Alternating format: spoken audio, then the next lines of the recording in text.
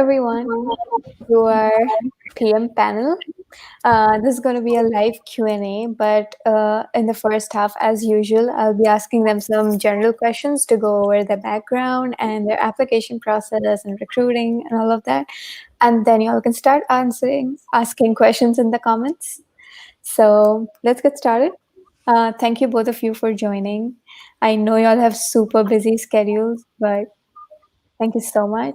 And to introduce both of them, Governess is a PM intern at Microsoft, and Rupal was a APM intern at Google this summer. So I'm pretty excited to bring to you all a very diverse experience in both the companies for their PM roles. I'm sure there'll be some differences and some things overlapping. So I hope you'll make the most out of it. So, getting started, can you both give me a brief introduction about yourself? Right. I guess I can go first. So hello, my name is Governess. I am going to be a junior studying industrial and systems engineering with a minor in computer science. So I am not a computer science major. I did have a technical background though, and taking a lot of the core comp sci classes, but a lot of my background has been really engineering tech, but also a bit of background in business and taking classes from like the management school. So.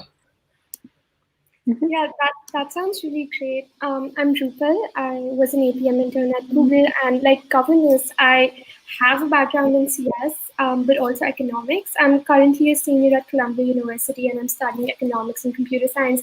I would say I have focused more on economics, even though computer science is my major in my undergrad journey so far. So you definitely don't need to be someone who is doing like computer science and computer science only to be a product manager. Yes. I think that helps because everyone wants to know that how much of a technical background or experience you need to have on your resume for these roles, especially at a product-based company like Google. So yeah, this is good to know. Both of you, can you all tell me about the recruiting process at each of these companies? Like, how do you start off? What are the different rounds you have, and how long did it take?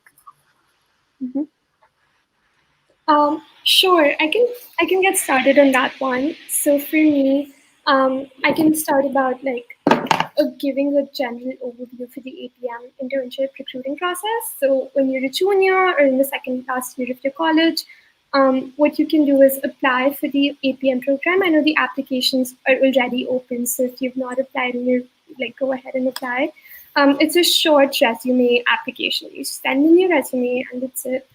For me, I heard back about like my first round in October.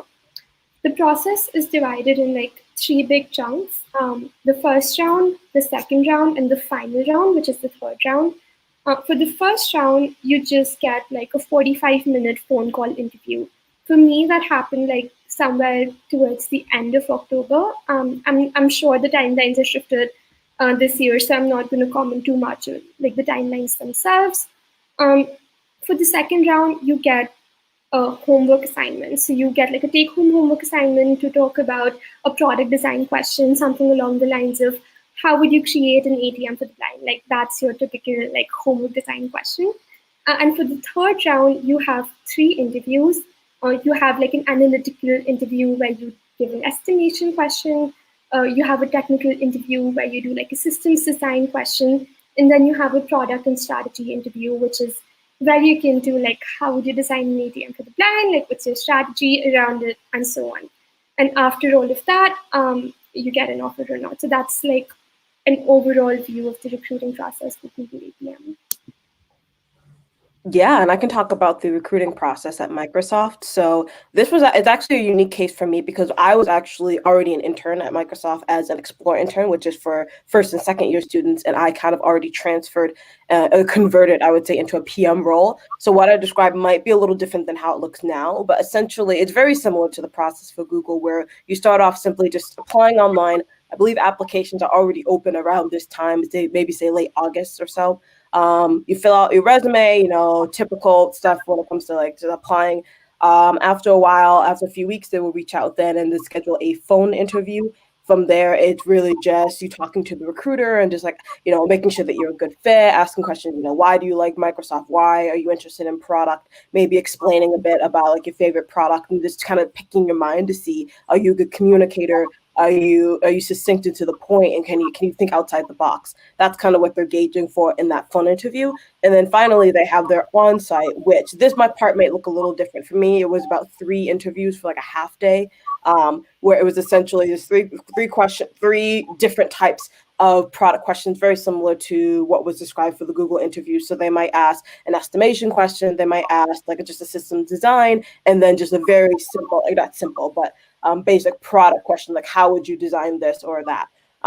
In terms of technical things, I didn't really have a technical interview for my PM role. They didn't really require it, but that mileage may vary depending on the company. Like I know companies that do require that technical experience, but in Microsoft, that was not the case. Okay, thank you. So going on to the next question, we know everyone is stressed about PM prep because you have to do a lot of different areas to focus on, like estimation questions, product design, sometimes technical.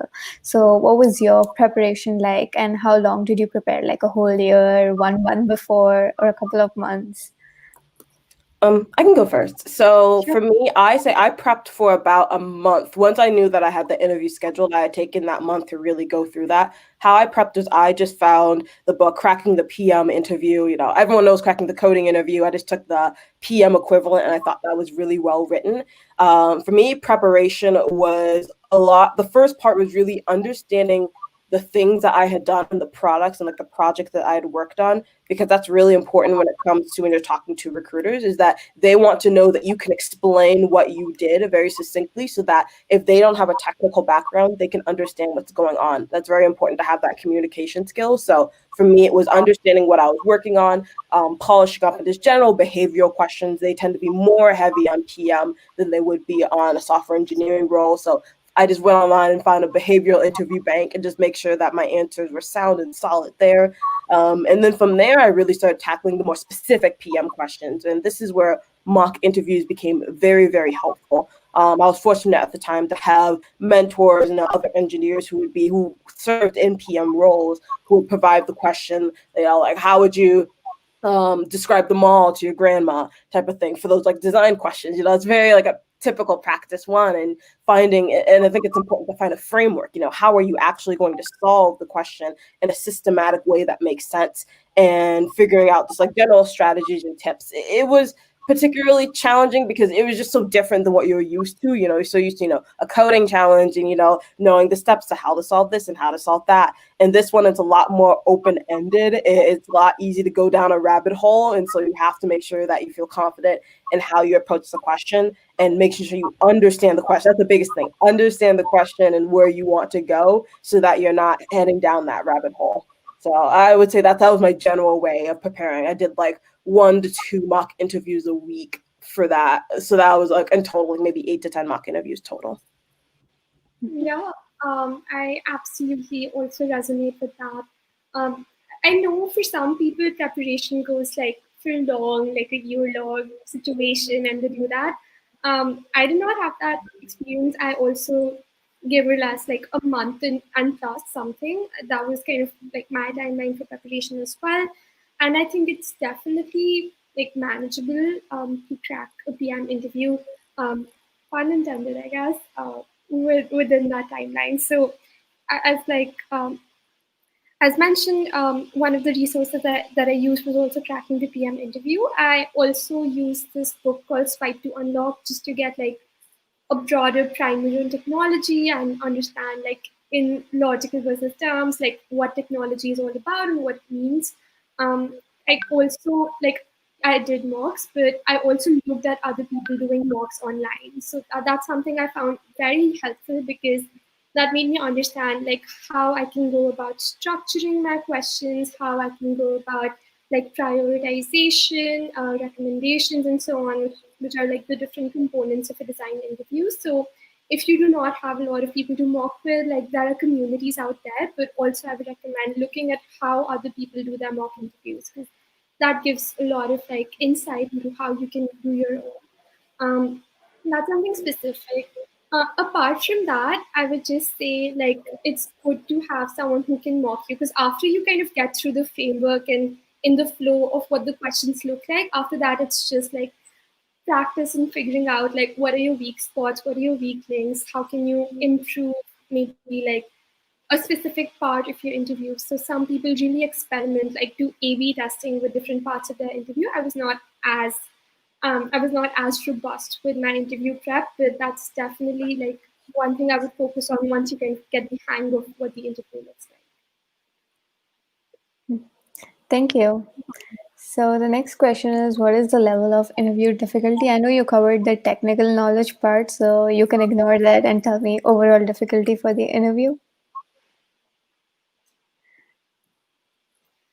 I think I can go first. So I thought that the interviews um, were interesting. I wouldn't say that the first round is really what you expect, right? So if you were expecting, at least at Google for me, if you're expecting like questions about like improving certain products, what's your favorite product, like what's product you don't like, what are 5 products you use every day, like first round is really what you expect, and that's one thing you can like prepare for and understand. Like go ahead if you've done your preparation with like a lot of confidence. Um, the level of difficulty I think does increase as you get to the final round. So for the final round, I think there was a more focus on strategy than product, at least in my experience. I'm not sure if that's like true across the board, but for me, there was a larger focus on like thinking strategically. Like a huge chunk of my interview was not even product; it was about economics. So it can really go wherever the interviewer is kind of feeling or like wants to take the interview, and difficulty does increase in the final round, I think. I will still touch on technical knowledge just a little bit, because I think that's specifically relevant at Google. They required you to have some sort of like technical experience, whether it's like a minor, some classes in CS or so on. I think for the interviewing process, it's good to understand technical concepts and technical like systems. With you do not need to write a single line of code. So I did not write any code or even pseudocode in my interviews. It was just like overall, do you understand how the system works? Will you be able to communicate with engineers? The technical interview was actually just taken by a software engineer at Google. So are you able to express what you understand about systems to that engineer? That's what they're trying to test. And um, yeah, so it's really not about like coding things up. It's about like a broad overall perspective. Yes, I agree with a lot that was said there, and a lot of that actually applies to Microsoft as well. In terms of the interview difficulty, I think what was described was pretty spot on. I'd say for the phone interview, that was pretty typical of what you'd expect of just like an interview in general when it comes to anything behavioral. What's your favorite product? How would you improve it? Why are you interested in product? Like that's something you can prepare for as described. I also agree with the difficulty ramping up for the final round or the on-site. And I think for various reasons. I think the main reason is because it's hard. You can prepare for it, but it's really hard to actually get there and they ask the question because there can be so many ways that you approach the problem. And there's not necessarily a right or a wrong way. At least at Microsoft, what they're really checking for is problem solving. Like, how do you think about breaking down a problem? How do you decide what avenue do you want to go on? How do you handle collecting information when the problem statement is very vague? How do you find clarity in something that was not well defined? That's kind of the big thing at Microsoft is being able to take something that's very vague and then find a way to solve it in a way that makes sense. And so that's the most challenging part because there's so many ways to approach it. I think as long as you have a good framework and a strategy of how you handle those problems, you will be in a good spot. But it can be difficult if you haven't practiced that skill. So I'd say it is challenging, but once you kind of get used to it, it gets a little easier to do. But it's never easy. I mean, interviews are never easy in that case. And I know we talked about the technical aspect of it. I agree. I didn't have to write a single line of code for my interviews. I agree that you should have some technical background or knowledge, or it would be nice if you did. I guess I can play the devil's advocate and talk on both sides. So I think that having technical knowledge is important, and it will certainly give you a leg up, specifically because you are going to be working with those other software engineers, and it helps. It just helps, like, makes it easier to talk to them, but it also establishes credibility in the sense that, you're going to be working with them to build a product. And so if you are able to communicate their language, and you understand, I want to build this, now you actually understand how much work it's going to take on the software engineering side, and that really helps strengthen that relationship. On the other hand, it may not be necessary for every single role. I know plenty of PM roles that don't require any technical knowledge. I was more of a business PM at Microsoft. I didn't even work with any engineers. I don't think I talked to a single engineer at my job. So it can really vary. I would say that technical knowledge is helpful, and I think that it's important, stay on trend. If you want to go to Microsoft, learning about Microsoft technologies, learning about how they work, how they fit into the market, things like that's important. But at the end of, like, I know people who don't have a comp sci degree at all, and they go and be a business PM or an APM, and that's perfectly fine. So it really kind of varies depending on the company and what you're applying for. Thank you, both of you. So the next question is, do you have any resume tips for applying to these roles?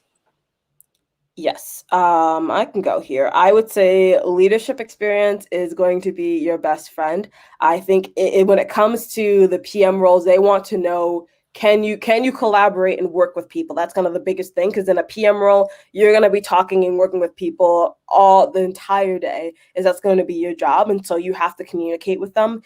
Can you, one, work in a team, and second, can you collaborate on those roles? And so having that leadership experience will really demonstrate that. If you taking initiative is also very, very important. If you can say on there, I started an organization, I started a company, or I created this new project for a school, or whatever initiative, that's going to look really, really good, because that's the PM role. You're trying to create something out of nothing. You're creating an entirely new product or system or process, and that can look really, really good, that you had the drive, the initiative, the creativity. You were able to put a team together. Like, there's so many good things about, like, just creating your own initiative that looks really, really good. So I would say focusing on that leadership and teamwork skill is important.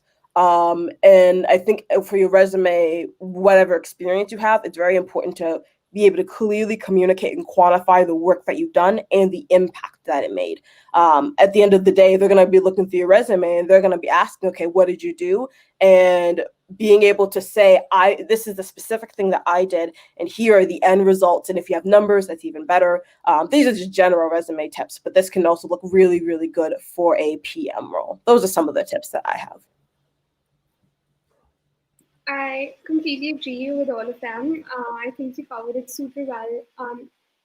Like leadership experience and impact, those are two strong things. I'm thinking if there's anything else I can add on to that, apart from like the standard resume tips. I would say one thing that, even though like it's not asked, people ask me if you need to have product management experience to become a PM intern, and the answer to that is like absolutely not. As long as you can show that you've led an initiative, created a product, worked with a team, collaborated, had insights, creativity going on, you do not need to have product management experience in the past to become a PM intern. So that's something that's really great.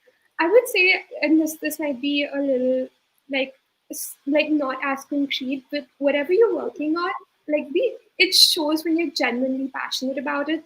So if you have an initiative and you're really passionate about it, like it will come through whether in the behaviors or like after the resume screening. So be passionate about what you end up doing. And like if you're not creating an actual technical product, like I did not create an actual technical product before my APM internship, that's okay as long as you're creating something that genuinely like your passion comes through from that resume. Um, so I wouldn't worry too much if you don't have that like sweet, maybe even sweet experience creating a product, as long as you have those skills like leadership, communication, creativity, teamwork, and analytical skills. So if you have like the ability to go through data and like maybe find out insights, I would really highlight those skills. I would talk about like this is how you data and come up with insights. Yeah, but apart from that, I think governance, you covered all of it. That would be the biggest thing, like leadership experience, building a product or an initiative with a team of a system, like all of that looks great. So I have a question for both of you. Y'all mentioned leadership skills, and some of these can include starting a company or any other product you would have individually worked on. So in the event, some interviewer asks that since you have already so many entrepreneurship skills, why wouldn't you just go and start your own company? And that's like, I feel like that's like a trick question, asking why you want to work here instead of your own company. But I have heard that question in the past. So if you're asked, how would you go about it? That's interesting. Interesting if they ask that question. Honestly, that actually is. Disclaimer: I've never been in that situation, so I'm going to do my best to answer it. But I'm sure that if someone else has a different or better approach to handle it, feel free. For me, I mean, I guess it really depends on the intention of like what you're doing with the company or whatever you're working with it. Like maybe you don't want it to be a full-time gig. Maybe you just want it to be something that's on the side. You enjoy working on it. You enjoy whatever that business or organization does. But you are still looking for that other experience.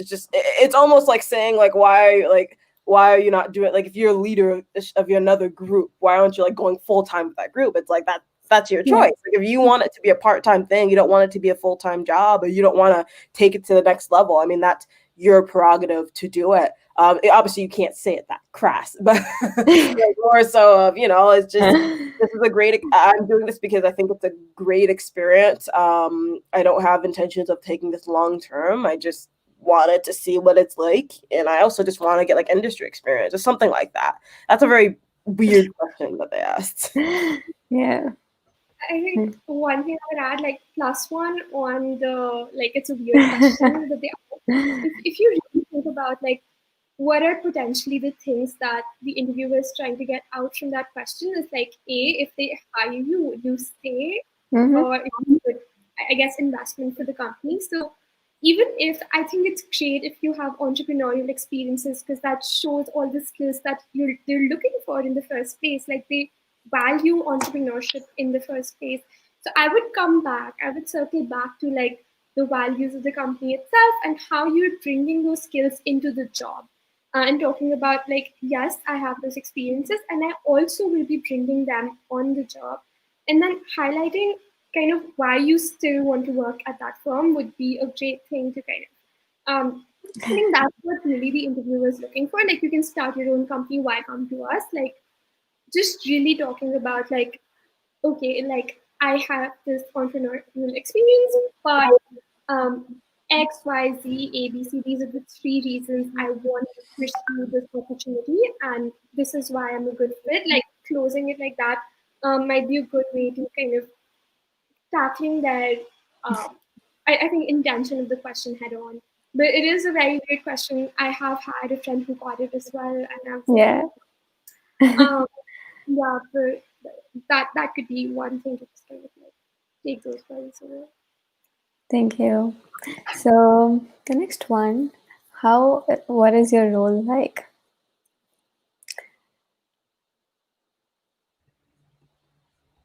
Yep.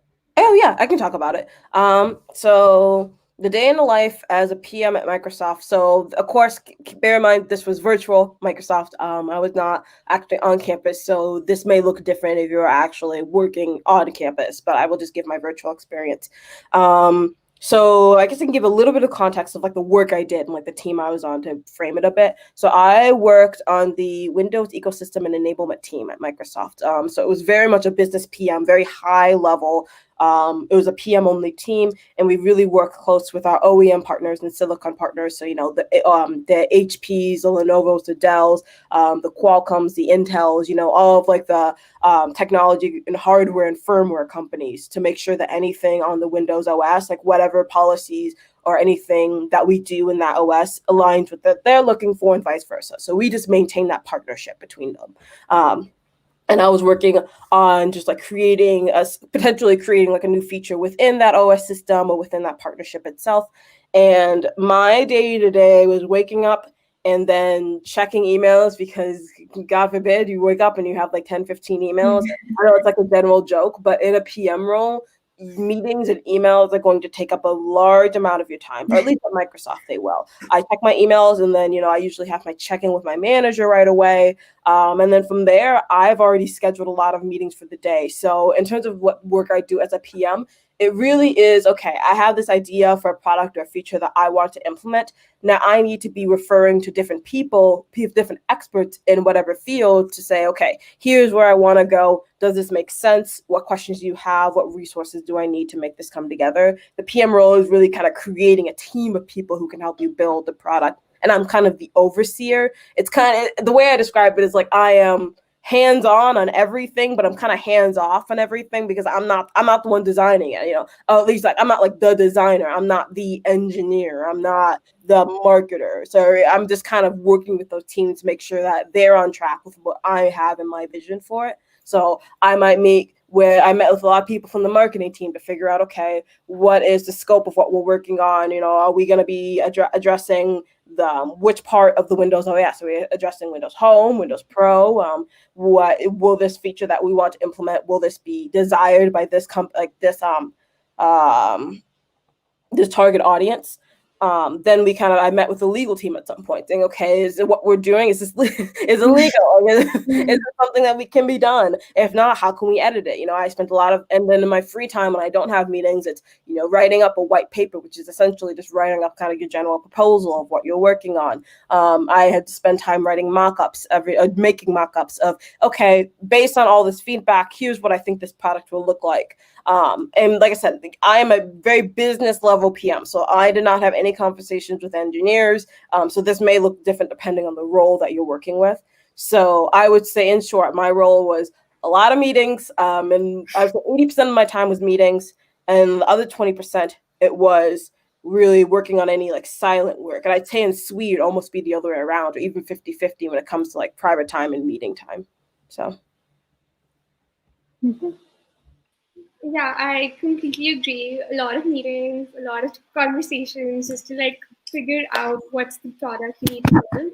Also, for some context, I was in a more like I was in a cross-function team. So my team was me, a product manager, a bunch of engineers, a user researcher, and a UI researcher, a UI designer. So it was a very cross-functional team that I was a part of, and I was working on Google Travel, which is this product to inspire people and make decisions as they travel. And my responsibilities were sort of like you described. It was thinking about a product and then kind of how to actually get that done. I think I experienced like two separate kinds of jobs. So one was like the very low level execution. Like while I was not the one who was executing, like I was consistently in touch with the engineers or the user researchers to figure out, okay, what is the next blocker with this? Like, what is the next blocker which will probably prevent us from launching this product? Like, what is it? Do we not have data for this feature? Do we need like some approvals? Do we need to like what's the next step that we need to do and what's the blocker there? Like I was very involved on that low level of execution and making sure that our product can actually be created on the low level. But on the high level, I was also thinking about like a vision, right? Like what should this travel product look like and getting people to buy in on the vision. So like governess, I would like come up with some ideas and some thoughts and I would present it, like maybe have a PRD, like a product requirement document, something like a white paper. And then show it to my team, like ask about what their opinions were, have presentations, do some analysis to validate some hypotheses and so on, to get everyone on board to say like, yes, this is the feature that we want to build. Like this is the feature that should be out there in access to all the different users that we have. And I thought that was very unique. And I think it's unique because it was a user-facing product. So it looks very different for like internal tools versus user-facing product. It was on Google Maps. Um, and so that was kind of what my process looked like. Um, as like Governess said, the level of engagement with like engineers may differ on the kind of role that you are in, but nevertheless, you will be collaborating a lot you will be talking a lot with different stakeholders, whether it's more business, more design, more marketing, whatever it is. It's a very cross-functional role. So no matter like what kind of a PM you are, you have a lot of meetings, and you'll be like, you'll try to be an active listener in all of those meetings, um, and we'll try to push the project and the feature out and get everyone engaged. So that was kind of like, that's not a day, that's probably 3 months in my life. But that's kind of the overall picture. Nice. So before we proceed to the live Q&A, do you have any final miscellaneous tips to right from getting noticed, getting your resume shortlisted, to getting an interview, to a final offer?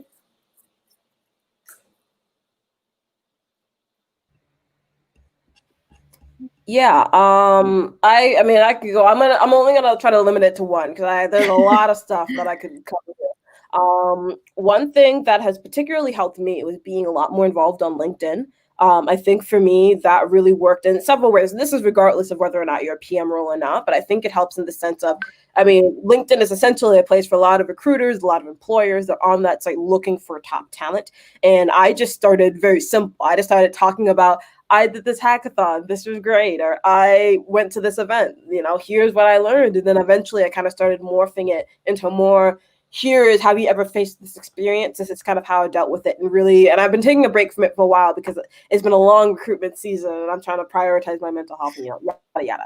But it's been a lot more how do people, like, relatable experiences of what other people have gone through, and you kind of build that following and you build that fan base, people resonating with your content. And I found that this season of recruiting, a lot more people are reaching out than last year. People will reach out saying, hey, this recently, a recruiter reached out saying, hey, I really liked the video that you made about like something I did in PM, and they're like, we really want to put you in this process for this PM interview role. And I'm just like, wow, that's crazy. Like, people are already reaching out because they see in the content, not just because I was a PM. I mean, that certainly plays a role in it, but also because they've seen that, as we talked about, being able to communicate and talk about the things that you do and being very succinct in what you're talking about. Those are the skills they look for in a PM. So I would say, in general, being more active on LinkedIn and kind of following the people you want to have roles for and making those connections can be very important.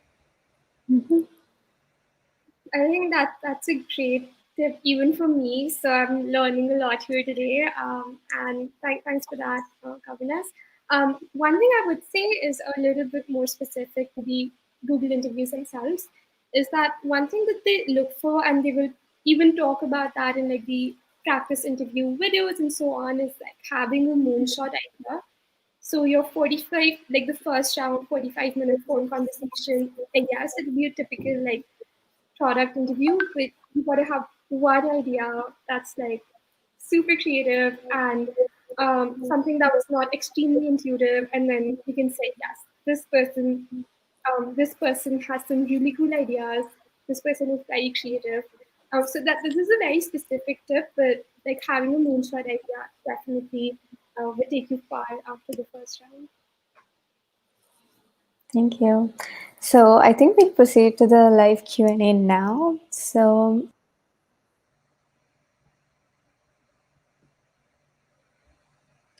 okay, so the question was, do we need to get a referral to get a call back? No, but it can help. It can help a lot. But I did not get a lot of the roles I applied for, the one with Microsoft when I first applied, I did not have a referral. I didn't know anybody at the company. I know so many people say, oh, don't just like cold apply. And I can understand that. And I think having a referral is very helpful. I think it can help you get at least an interview, get your foot in the door, get your resume noticed. But I think that as long as you adhere to the tips that we've been talking about and just make sure that you're just a solid applicant, you'll be noticed no matter what. It's not required. Agreed, 100%. Didn't have a referral either. They will notice you, but it is helpful. So if you can get it, if you can get someone to give it to you, like definitely try to get it. Mm-hmm. So how is diversity being handled at Google and at Microsoft? Communication, diversity, taken care of, things like that. Do you want to talk about Google first? Sure. I thought that diversity I think maybe I'm assuming a little bit, but because the companies are so global and they have offices really around the world, diversity, equity, inclusion, that's one of the like kind of recruiting pillars that they sell and maybe even oversell. They talk about building for everyone, working for everyone, and so on at Google. And even in my internship experience, I did feel like diversity was a big thing that they focused on. There were a lot of trainings that we had to go through, like seminars that we had to watch to make sure that we were creating overall like an inclusive work environment. Apart from that, I attended some like nice diversity initiatives. I'm an international student, so I'm from India. I'm studying in the US, so I do consider like I do consider that to be, I don't know, like quote unquote, a diverse applicant in a lot of ways because I was in a lot of like different affinity groups. And at Google, they do fund these affinity groups really well. They have a lot of programming going on. Even within product teams, there were diversity and equity initiatives. So I got to have like mentorship chats with people who were like way up than I was through those programs. And like just seeing that it was prioritized and not something that was just talked about. Like they have metrics for how we're doing on the diversity and inclusion front. Um, that was really great. So I do think it's being handled in a very like it's definitely one of the pillars of the company's HR. Right. I would say very similarly for Microsoft as well. I think that it is something that they work on. I always think there's room for improvement no matter where we are, but I do think that they are doing a great job so far. I think that, at least from my experience working there, this was my second summer at Microsoft. So I was on campus and I was virtual. I always felt as though I was included in the company. I always felt as though my voice was heard, which is very, very important for me, being a minority in that space, was just making sure that even as an intern or even as an employee, that I felt like I was being listened to, which was important. I think when it comes to diversity, they've always put an emphasis on, ERGs, employee resource groups, and just making sure that you have those places to feel included and to connect with others like you. I know that this summer, with everything that was going on, Microsoft definitely was a lot more vocal and how they handle diversity. I remember when it came to the George Floyd incident, my team was the first people to reach out to make sure that I was okay, to provide me any resources that I needed. Right then, then you have like the CEOs talking about it and how they were going to be like volunteering and donating to Black-owned businesses, and so that really meant a lot to me. That they weren't just saying we're going to do better; they were actually doing better, which it just kind of shows like action over words. There were constant talks and trainings throughout that summer saying, okay, we're having a town hall meeting. Let's talk about this. Let's put it out in the open. Let's make sure that we're all on the same page. Trainings, as mentioned before, just making sure that, we're working with a diverse team. And so it's important that all of us are accepting of each other and that we know how to work in that climate. So Microsoft does a fantastic job when it comes to diversity and including and making us feel as though we know that that's one of their values. So.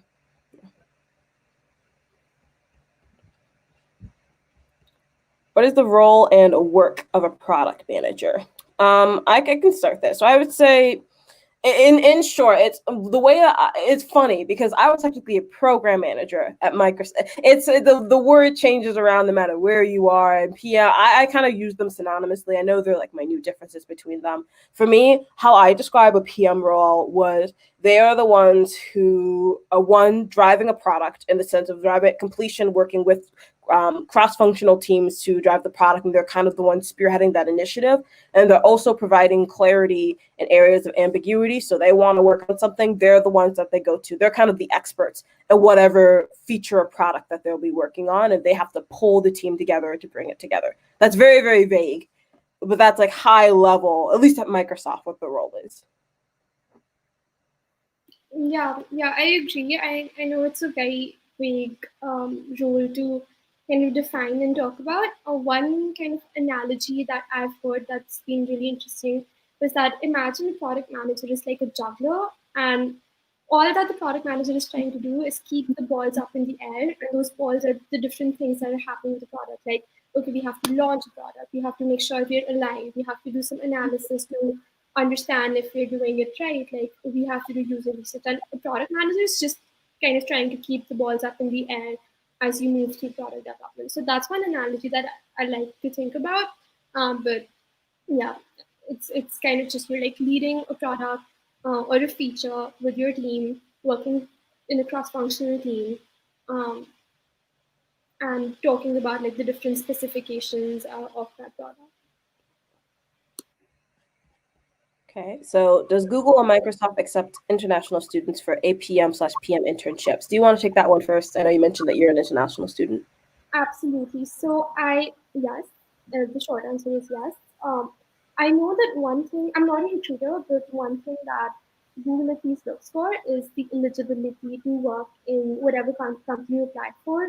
So if you're applying for the APM program, a lot of recruiting happens in North America. So if you're eligible to work in North America, you're eligible to apply as an international student. I have friends who are also international students who did the Microsoft PM internship and so on. So I know that's like I'm sure you can speak a little bit more to it, but I know that that's also true at Microsoft. I don't know kind of um, I would suggest like reaching out to a recruiter if you do not have the eligibility to work in the country where you're proposing to be with the PM or the APM internship program. Yes, I agree with that. I'm not an international student. I'm from the U.S. and I worked in the U.S. So my understanding is that they do accept international applicants. I've known people who were in the program who were that. I know even with like with the whole COVID-19 incident when things were happening, I know there were a few regulations with that. So that may look different in the coming years. But I agree with the advice of I would reach out to your recruiter or a recruiter who works at whatever company and just get clarification on that so that you know for sure. Okay. So then what tips would you give for someone who has to take the interview? I was curious if maybe we can come back to this question and if Niharika, you could specify what kind of interview you're talking about and which round of the interview you're talking about, because then I think we'll be able to give like more specific advice. Yes. Okay. There we go. How can we get leadership experience? This is a good question. For me, I would say it's easiest to start within your university or where you're going because there are so many different student groups on campus where, like you can join, ACM or ACMW, Association for Computing Machinery is one, or Women in Business, WIB. There are a lot of different groups that you can join. So I would say kind of first finding what you're interested in and finding what you're passionate about, joining that group, and then the more being committed, like staying long term. For me, it's better to be in a leadership position in a couple groups than trying to be in like 7-8 groups and not having any leadership experience. So it really is finding those 2 or 3 groups that you really enjoy, staying committed, going to the meetings, showing up, doing the work. Eventually that will pay off, and then you'll be either voted in or you'll be elected to those higher leadership positions. And it'll take time. Sometimes if it's election, it can be a little bit weird because, popularity, things like that. But I think as long as you put in the work, that's one way that you can get leadership experience. It's just directly through your school. I completely agree. Like clubs are a great way to get leadership experience, and one thing I've struggled with is also like breadth versus depth. And I like now that I'm a senior, I do realize that like being involved in 2 or 3 initiatives, but being involved really well, except for like tens and you don't know what you're doing, that's better. So if you're kind of like figuring out if you should prioritize a certain like 2 or 3 or 4 clubs, like that's better than having 10 but not being super involved in any of them. Apart from that, I think leadership can really come from many different avenues. If you started your own project, even if it's like within a hackathon, a designathon, or something like that, that will give you leadership experience. If you've worked on an internship or done something where you led an initiative, that's also leadership experience. If you started like your own product company, whatever it is, any role or any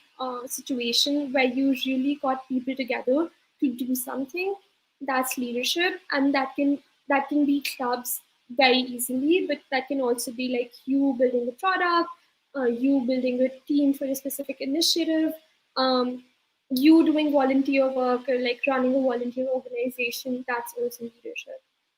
So there are a variety of ways to get leadership experiences. How can we improve our communication or people skills? Do you want to take that one first? Sure. So I think that's a very interesting and a very relevant question, because one thing that they do look for in PMs is the ability to communicate clearly, concisely, and cogently. Um, One of the things that I can talk specifically for the interview and then maybe a little bit in life, but I don't see myself as the best communicator out there, so I like take it or leave it. But for the interview, I would suggest like be very structured. Like if you say that, okay, I'm going to talk about like how can I improve this product, give your interviewers a framework, like tell them this is what I'm going to do, tell them before you actually do it so that they're value oriented. As you're going through like the different steps of whatever framework that you're following, try to like enumerate separate things, try to be concise. Like you can be like, okay, I'm going to talk about three feature ideas and go one, two, three, these are the three feature ideas. Because that really helps keep the communication concise, and that will prevent you from rambling or going in different circles, and so on. So that's for the communication skill. I know I'm not touching on the people skills here. I think overall in life, we'll constantly be learning communication, better communication skills and tools as we go. Um, one thing that I One thing that I learned over this internship is how critical it is to ask for feedback, and how what are the different ways you can communicate the need to ask for feedback. And it's one of them is just being honest and direct. But also the second thing is if you're like scared or introverted or nervous and like not able to communicate, maybe practice in front of a mirror, record yourself, see how you sound, and try to figure out like what are the different areas where you can do, or what are the different things you can do to improve your communication skills. So those would be some, I guess, high level areas of improvement to think about. Yes, no, I 100% agree with everything that was mentioned, especially with the having your answers be structured when during the interview phase. I think that was spot on, nail on the head. I can talk a little bit more just about general people skills. It's because I think that was the area where I struggled with a lot. I consider myself to be very introverted. People disagree, but so this has definitely been something where I struggle with a lot. I think one thing that can be really helpful is just learning more about your communication and leadership style, and learning like how you engage with other people. This can be through just self-reflection. This could be taking an online assessment. There's a lot of different online assessments that you can look online to see like how do you communicate. Are you a more direct communicator? Are you more like subtle? Are you more passive? And one may not be better than the other, but I think it's important for you to kind of understand how, when you come up in conversation, how do you show up? And then you can use that to say, okay, how can I optimize this? How can I find a way to communicate that's a better style that fits with other people? And I think that kind of ties into the second thing I'd recommend is just you have to practice this skill. You really, in order to be a better people person and have better people skills, you have to communicate with people. So whether that be collaborating in student groups or in class projects, just making sure that you're connecting with people there. Maybe just working on talking with your friends, which may sound weird, but really is just being more intentional about like how you communicate with your friends, and like thinking through that, like just how you kind of show up in that space is very, very important.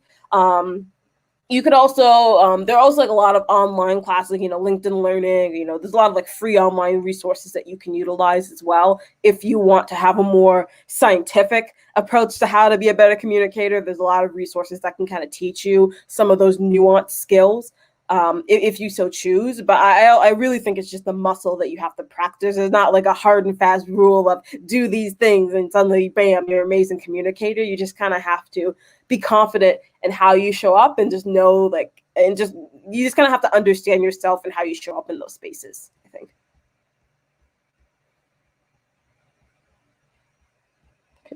How do we quantify the impact of our internship projects if these tools are only used by our colleagues?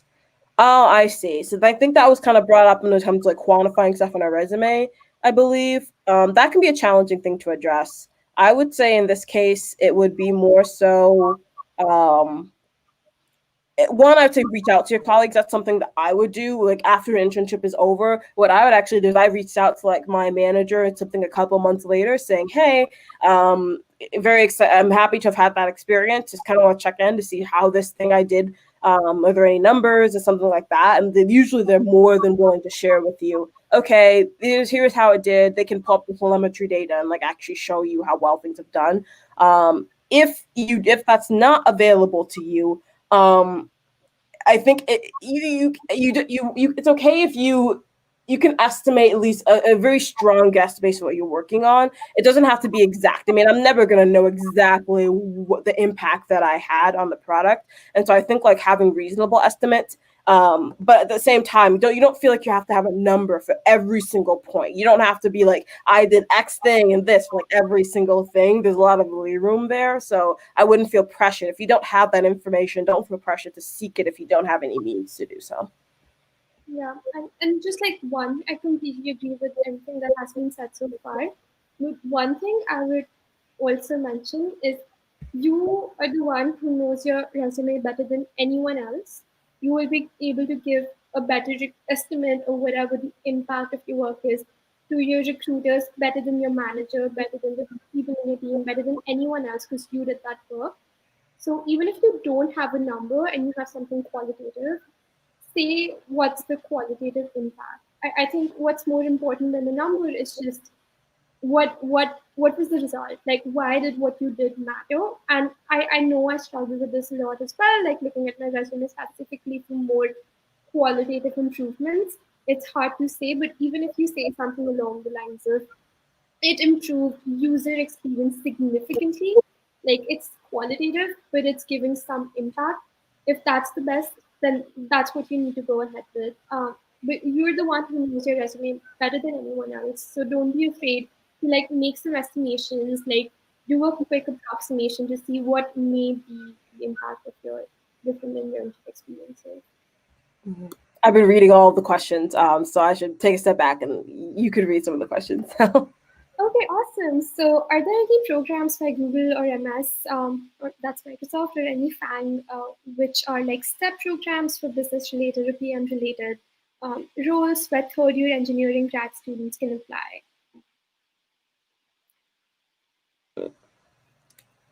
I don't know if I can think of any. I think that is the APM program because they prefer Right. juniors applying. And of course, Microsoft doesn't have any standard requirements, so you can apply to that as well. Right. So, yeah. Like I don't have too much to add there. APM program targets like juniors or people who are about to finish college and have 1 year of that to go. So, if you're a third year engineering student, that's a PM program. Mhm.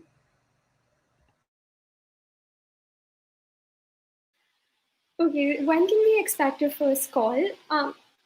So I would say if you do not hear back from a recruiter in um, like a month and a half, that's a good time to reach out to a recruiter in general as a general rule of thumb. But this question, I'm not sure if I can answer it more specifically.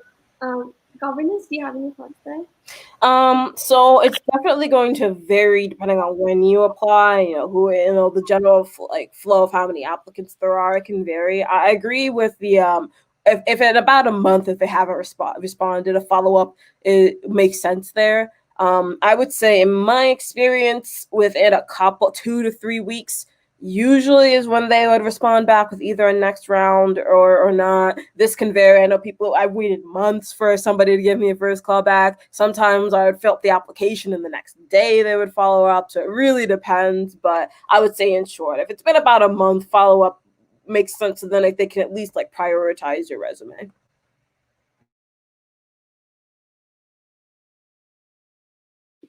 Great. So I plan on using YouTube for making videos and programming.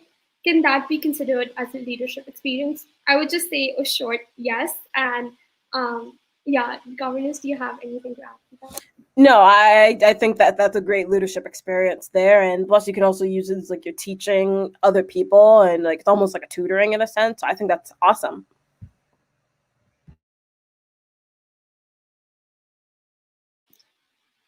When are major roles open for business-related, PM-related internships? So I can start and take that one. If you're looking for a PM relation or a business-related internship, a lot of recruiting will happen in this month. So, like end of September, October, most of October, and a lot of roles for I would say North America would be open now. If they're not opening, like if they're not already opening, they'll be opening around this time for business-related or PM-related internships. Yep, I agree with that. I think a lot of major roles are opening around this time now. So, and APM roles, just keep in mind for any PM roles, for like every one PM role, there's gonna be about like 10 to 20 software engineering roles. It's very much in high demand. You don't need a lot of you don't need a lot of PMs, just kind of in the work of what you're doing. And so, if application comes out, I would recommend applying early because there is a short supply of them, more so than a software engineering role. Yeah, that's a great tip. How can we improve? How can we improve our LinkedIn profile? Governess, do you want to take that one? Yes, I can talk about that. So I think the most important thing is just making sure, one, you fill out all the aspects of your LinkedIn, whether it comes to like your summary, making sure that you have an image on there, being sure that you add all your experiences and listing out all the things you did with those experiences, your awards, your leadership, everything. Just making sure, one, that it's fully fleshed out. That's like the baseline. In terms of improving it, I think it is very important. One thing you could do is you could look at other LinkedIn profiles and see what they're doing. Some of them kind of have like their own special flair and how they kind of fill out their page, and you can try to emulate that.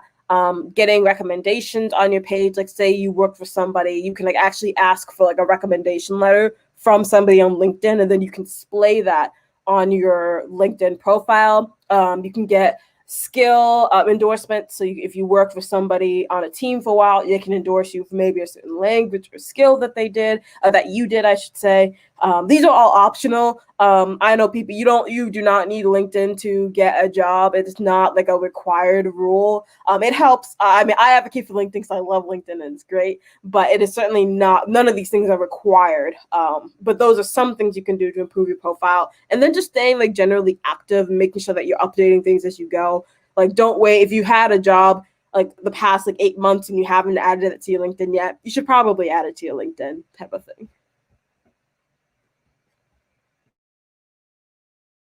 Yeah, so that's great. Awesome.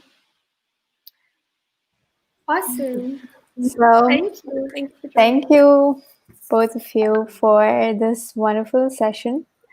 And I hope everyone had a lot to take back from this session.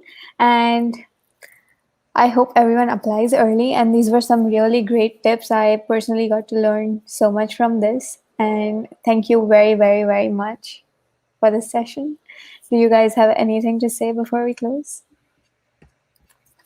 Yeah, I mean, no, thank you so much for coming and listening. We appreciate it. Good luck with your recruiting season. I know it's going to look a lot different this year, but you guys going to do great. Yeah, and thank you for joining in, everyone. And Sachi, thank you for organizing this. This has been really wonderful. I'm happy also to connect if there's anything that you're looking for, just like a quick resume scan or something that might be helpful in this recruiting process, because I know it's a tough one this year. There's a lot of things happening in the world. So happy to connect on LinkedIn, and if I can help out in any way, like would love it. Yeah. Yeah, both of them are very, very helpful. So, yes, you can always reach out to them on LinkedIn. And as per their full names, it is Rupal Gupta and Governess Simpson. You can just look them up and you'll find them. So, thank you. Bye.